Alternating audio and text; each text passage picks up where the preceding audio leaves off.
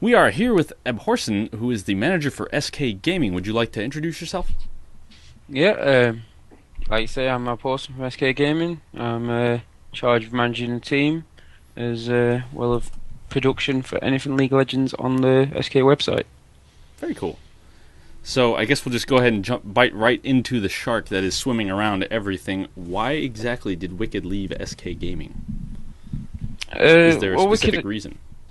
Wicked had plenty of his own reasons. They stem from we've had a few internal issues within the team, and didn't really get on with Candy Panda as he's made public. Um, and Wicked wasn't happy with a few of the things that have happened recently. Um, Candy Panda's whole visa passport issues for China and New York, as well as us lots not really being in try-hard mode in the Rampage Cup, but that was because I had a silly ping.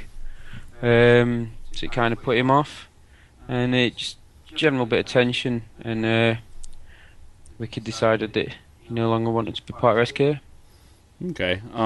Is him and SK on speaking terms still, or is it kind of everybody's just kind of staying quiet and going to give each other some time to relax and let everything kind of become water under the bridge? Well, I mean, but he's not really left with bad blood. I mean, Okay. when a player of like Wicked's caliber and how long he's been in the team leaves, there's always going to be a little bit of drama associated with it. But Absolutely. I mean, the main talkative guys amongst SK who Wicked would have talked to before him, he'll still talk to now. I mean, I know from our point of view, yes, we're disappointed obviously to lose him, but it's his decision and we're not going to hold it against him. Absolutely. So he decided to join the Absolute Legends team with Wet Dream, also a former SKer. What do you have any thoughts on that particularly? Um, could have seen it coming really. I mean, if we'd have known he wanted to leave, then we'd have probably said straight away that if Wet Dream was forming a team, then was going to go there because Wicked and Wet Dream have been best friends online for quite some time.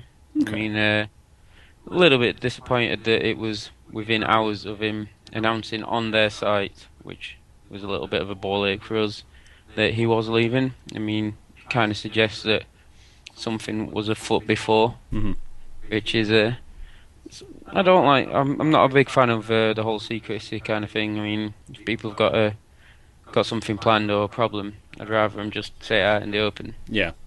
I mean, we're all meant to be adults, but Yeah, it's also I think it's kind of a problem where, when do I tell somebody I've been thinking about it and he's been thinking about it, but, is this the right time? Is this the wrong time? It's lots of times it seems that way. You just can't really get a good time. Either nah, it's I before a guess. tournament or it's after the tournament or it's right when doing this or so. No, Just I mean, like I said, there's never a right time.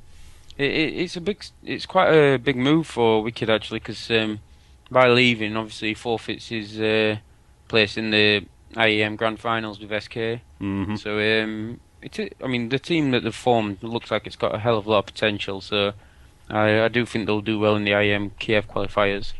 Um, but to leave a team that's already qualified for one that's just formed and hasn't won anything yet, Yeah. it's quite a big step for him. So, So you think he might kick himself a little bit if you guys go ahead and win and get all the prize well, money? if we win, obviously he's going to be thinking, I could. Well, I was part of that, but I do. To be honest, I do expect him to do well, and I wouldn't be surprised if they place highly in Kiev and then subsequently qualify for the World Championships. Cool. Um, so now that he's gone, what does this mean for SK's future? Have you guys planned anything specific, or is it just kind Well, of deal with it and try and move on? it's business as usual, really. I mean, yeah, like I said, Wicked was a core part of the team. He's been there. He's been with SK for so long, and he is such a good top laner. hmm But we've got four other brilliant players. So I mean, it's not like. I mean, there's been a lot of drama, but it's not like SK are just going to disappear. Yeah. One player doesn't make a team, no matter how big the player is. Yep. So we've just got to. Like I said, we've got IEM Kiev qualifiers this weekend. We're going to have fun trying to find somebody to play with us in that, and then to hopefully place.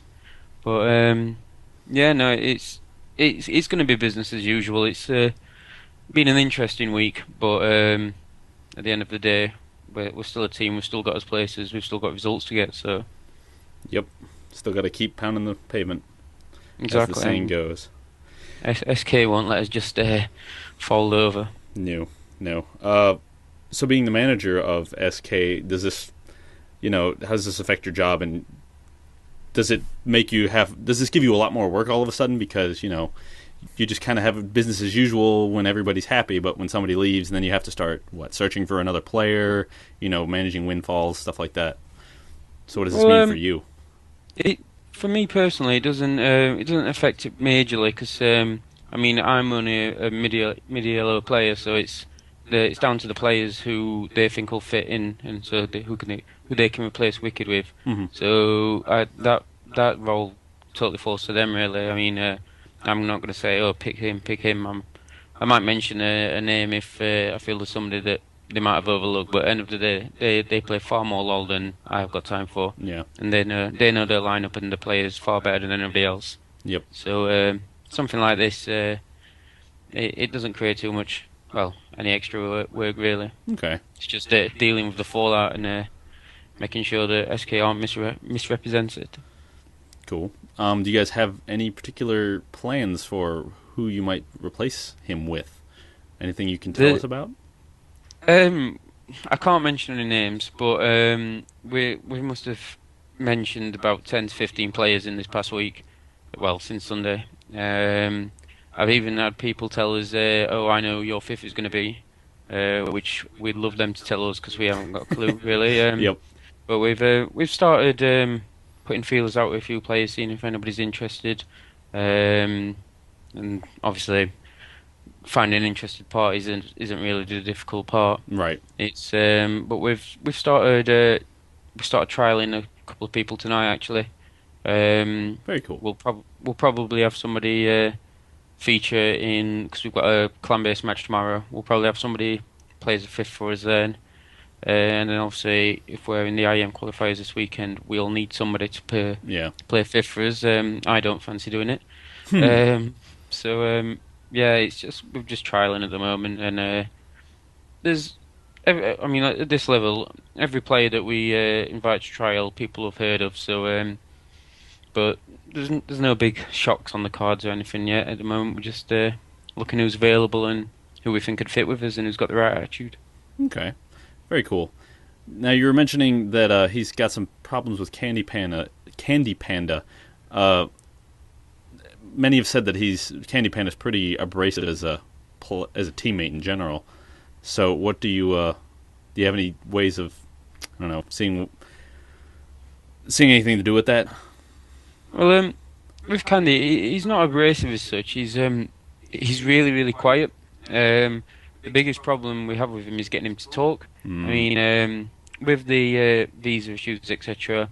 Yes, the China one was his fault. He's held his hands up to that. New York, it was kind of out of his control. But then he busted his ass to Berlin the day he was meant to be flying to New York, and then flew back to his hometown to fly then. So he put the effort in then. He's just he's an interesting guy. Sometimes you'll think he's fallen off the face of the earth because he's so just, quiet. He's got the nickname Sleepy Panda for a reason. Sometimes he's just silent, and you're trying to get him to talk more. But maybe it's because Wicked left. But this past week, he looks like he's got a lot more enthusiasm. So if he continues with that enthusiasm, he's without a doubt one of the best AD carries in Europe. And our bottom lane with Candy and Nif is probably second to none. So if he can get his enthusiasm back for the game and keep it up, then he's going to be a real asset. Yeah, awesome. Glad we know that now. So you also mentioned something. SK got disqualified from ESL. Do you have any? From the EPS, yeah. Fortunately, my inability to speak German means that I can't really manage the team in the EPS as well as I'd like because all the communication's in German. Mm-hmm. So we slowly racked up like singular penalty points, which added up for various reasons. Some of them I don't know because they're all in German. and we had Nif and Candy looking after that more so, and then Candy had some real life friends that he'd not seen for quite a while over at his house, and then he played the first game, and then well he chose to spend time with his mates who'd come over to see him, and that was it got us over the threshold of penalty points that you're allowed. So it wasn't that match like as an entity that got us disqualified. It was just that was the final straw on penalty points, and that took the total too high. So that is disappointing because obviously we won it last year. We were 6-0 so far. There was a high chance we'd win it. 'Cause not to be disrespectful to the other teams, but not as high a caliber as the other multinational European teams. Yeah. So yeah, it's disappointing, and it is disappointing if the ruling that we'll miss out on the next year's as well stands. Yeah. Well, hopefully that doesn't happen. So with your recent success in IEM, do you have any thoughts on that? Just you happy in general? Yeah, well, I mean, it's quite a funny situation because I mean, most the forums, God forbid you should ever read them, says like the SK failed in Germany. If you break it down, we lost to CLG and Fnatic. To lose out in the group stage to those two teams, that's not bad at all. It's not a bad thing, even though it meant we finished like what 5th, 6th. To lose to those two teams, any of the top teams have lost to those guys. Yeah. And those guys have lost to any of the other top teams. It's just it's a constant struggle for the top. That's just the way it is at the top. I mean, all the teams on the day, every top team can beat the others. I mean, how like Dignitas showed, they stomped the IPL and then. Yep, and they're stomping. I'll not say failed at New York, but they got stomped basically. Mm-hmm. And so yeah, we were pleased with China to get to place like in the top 3, and then to get second at New York was a successful trip. We're just missing that elusive major offline title, other than the major series. Yeah. People seem to forget that. Well, now they'll know. So, lastly, to wrap it up, what do you have for your future plans with the next big tournaments like Kiev, the Grand Finals, and the next coming DreamHack?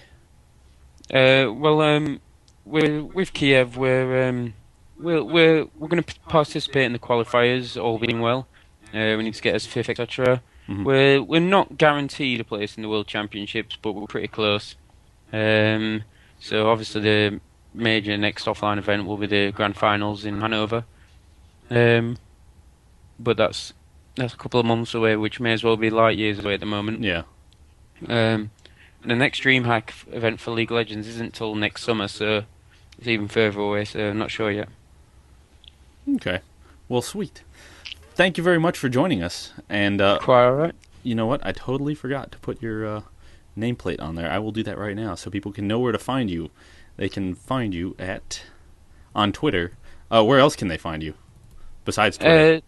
Twitter, IRC, in-game, any of your major platforms really. I linger everywhere. On IRC, it's Fnatic.lol for the Fnatic channel. SK.lol. I've been in Fanatics all day. Sorry. SK. Yeah, no, SK.lol. Okay. Slot World. All those players have channels. So. Yep. All right. Well, thank you so very much for joining us. And on with the show.